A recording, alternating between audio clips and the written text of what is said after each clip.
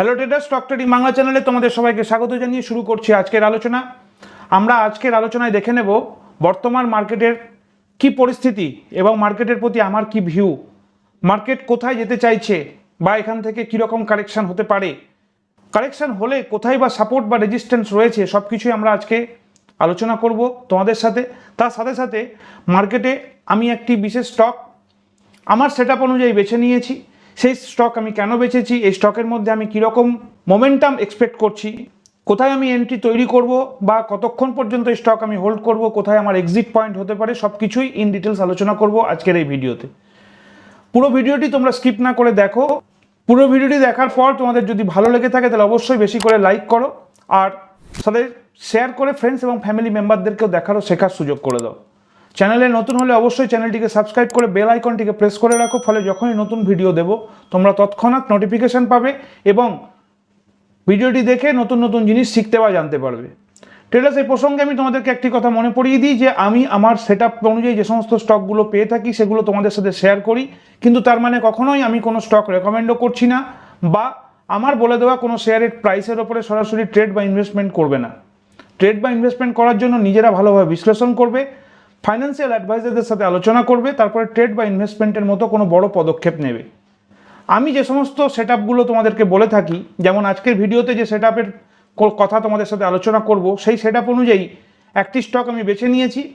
সেই স্টকের মধ্যে আমি আমার এন্ট্রি প্ল্যান করার চিন্তাভাবনা করছি, কিন্তু কেন আমি চিন্তাভাবনা করছি সেটা সম্পূর্ণ আমার ব্যক্তিগত ব্যাপার এবং আমি নিজে খুব ভালোভাবে পুঙ্খানুপুঙ্খ বিশ্লেষণ করে আমার মনে হয়েছে যে আমি এই ধরনের স্টকে আমার কিছুটা ইনভেস্টমেন্ট করা উচিত শর্ট টার্ম ট্রেডিংয়ের জন্য বা সুইং ট্রেডিংয়ের জন্য।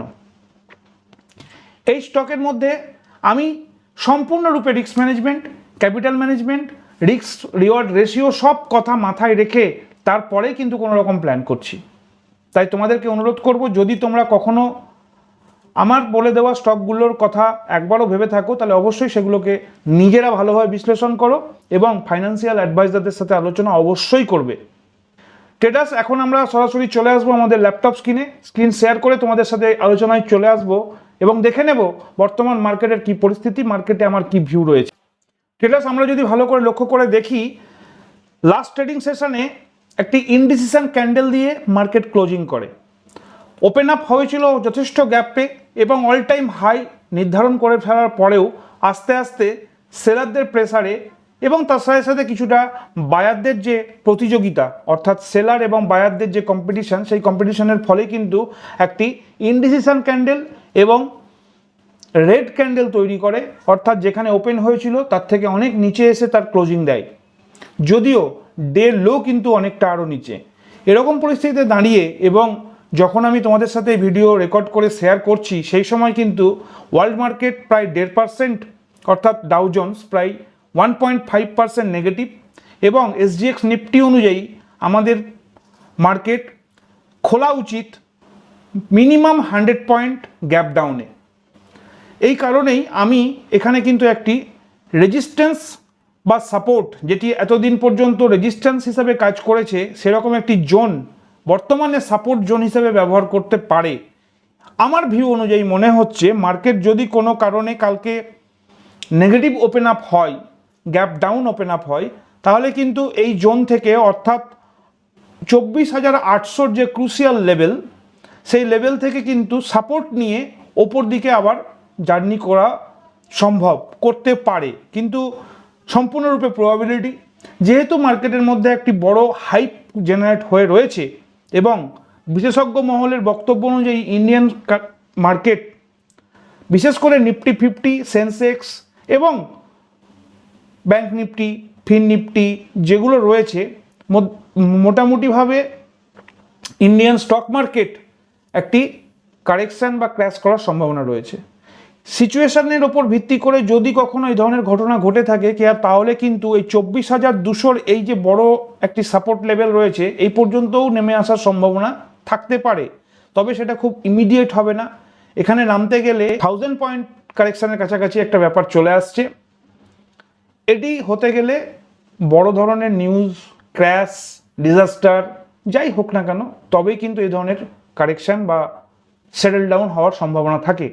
কিন্তু ইমিডিয়েটভাবে আমি যেটা দেখতে পাচ্ছি যে মার্কেট যদি কালকে আজকের নিউজের ওপর ভিত্তি করে বা ওয়ার্ল্ড মার্কেটের ওপর ভিত্তি করে যদি এরকম ভেবে নেওয়া যায় বা দেখতে পাচ্ছি যেটা, এই পরিস্থিতিতে দাঁড়িয়ে ডাউ জোন্সের কথা যদি মাথায় রাখা যায় এবং এসজিএক্স নিফটির রিফ্লেকশন যদি হয়ে থাকে, তাহলে লাইভ মার্কেটে মার্কেট শুরু হবে মিনিমাম 100 পয়েন্ট গ্যাপে, অর্থাৎ গ্যাপ ডাউন দিয়ে শুরু হবে। এবং সেক্ষেত্রে যদি ইমিডিয়েট সাপোর্ট পয়েন্ট আমি দেখতে পাচ্ছি, যেটা আমি নির্ধারণ করছি মোটামুটি আমার ভিউ অনুযায়ী এই 24,800 যে রেড জোন আমি করে রেখেছি এটা, কারণ এর আগে এই জোন থেকে রেজিস্ট্যান্স ছিল এই সাপোর্ট, এবং রেজিস্ট্যান্স থাকার ফলে মার্কেটে কুলডাউন হয়, পরবর্তীতে আবার ওপরে উঠে আসে এবং আস্তে আস্তে ডে হাই ক্রস করে অল টাইম হাই বানিয়েছিল। ট্রেডার্স মার্কেটের এরকম সিচুয়েশানে আমি কিন্তু আমার সেট আপ অনুযায়ী একটি স্টক নির্ধারণ করেছি, যে স্টকের মধ্যে কীরকম মোমেন্টাম আছে, কেন আমি স্টক বেছে নিয়েছি, কোথায় আমি এন্ট্রি করতে চাইছি বা কতক্ষণ পর্যন্ত আমি হোল্ড করব বা কোথায় আমি এক্সিট করব, সব ইন ডিটেলস তোমাদের সাথে আলোচনা করব। তাই এবারে আমরা দেখে নিই আমার সেই বেছে নেওয়া স্টক। আমার স্টক COAL ইন্ডিয়া, অর্থাৎ কোল ইন্ডিয়া লিমিটেড। আমি এর আগেও তোমাদের সাথে কোল ইন্ডিয়া সম্পর্কে আলোচনায় ভিডিওই বলেছিলাম, তবে এখানে একটি কথা তোমাদেরকে বলে দিই যে নতুন নতুন স্টক বারবার উঠে এলেও কিছু ফেভারিট স্টক থাকে যেগুলোর মধ্যে আমি বারবার কিন্তু সুযোগ খোঁজার চেষ্টা করি, যে ওই সমস্ত স্টকগুলোতে যদি কোনোভাবে আমার এন্ট্রি তৈরি হওয়ার প্রবণতা থাকে তবে কিন্তু আমি সেখানেই আমার এন্ট্রি নেওয়ার চেষ্টা করি। এবং সব সময় আমি কোয়ান্টিটি ম্যানেজমেন্টের কথা মাথায় রাখি এবং রিস্ক রিওয়ার্ড রেশিও এবং রিস্ক ম্যানেজমেন্ট অবশ্যই মাথায় রাখতে হবে, এবং আমি সব সময় এগুলোকে ফলো করি। এই মুহূর্তে দাঁড়িয়ে আমার কিন্তু এই কোল ইন্ডিয়া স্টকের উপরে নজর এই কারণেই এসছে, দীর্ঘ কয়েক দিন, এটাকে কয়েক মাসও বলা যেতে পারে, একটা কনসলিডেট জোনের মধ্যে কিন্তু এই স্টক ওঠানামা করছে, তারপরেই এখানে একটা ব্রেকআউট দেখছি।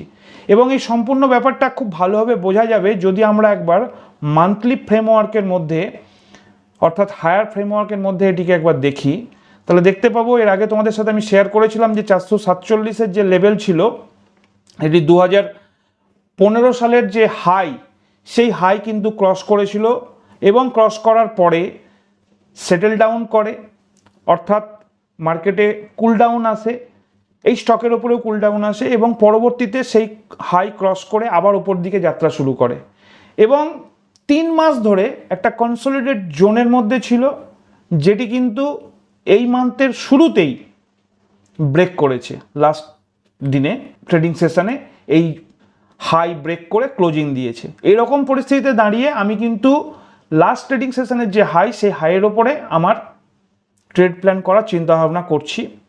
এখন যেভাবে আমরা দেখলাম যে মান্থলি ক্যান্ডেলের মধ্যে একটি খুব সুন্দর ব্রেকআউট, মাল্টি ইয়ার ব্রেকআউট দেখতে পাচ্ছি, রিটেস্ট করলো, পরবর্তীতে আবার পুনরায় যে হাই ছিল সেই হাই ক্রস করে ওপর দিকে স্টক জার্নি শুরু করেছে।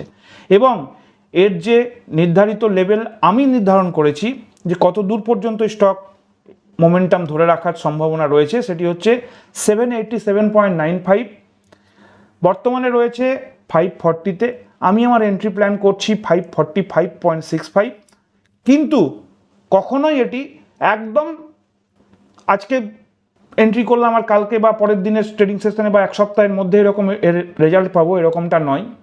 কিছুটা সময় আমাকে এখানে ধৈর্য ধরে বসে থাকতে হবে এবং এন্ট্রি করার পরে এমনও হতে পারে যে মার্কেটের মধ্যে কোনো কারণে নেগেটিভ খবর থাকার জন্য এই স্টকও কিন্তু নিচের দিকে আসতে পারে।